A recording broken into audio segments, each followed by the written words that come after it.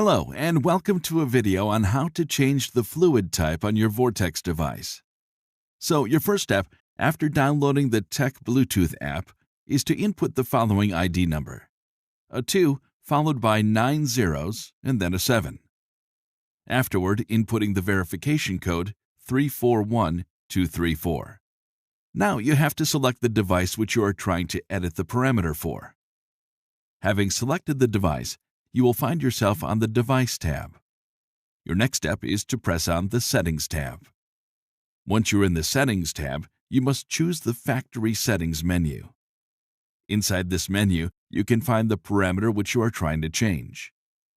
So once you find the fluid type parameter, you need to press it, and the following screen should appear.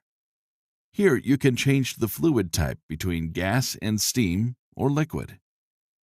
For the sake of this video, I'll be switching my fluid type to liquid. Having changed the fluid type on the device, the application will notify you that it has successfully saved your changes.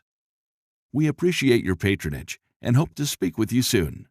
If you still have any questions, please feel free to contact us at the following.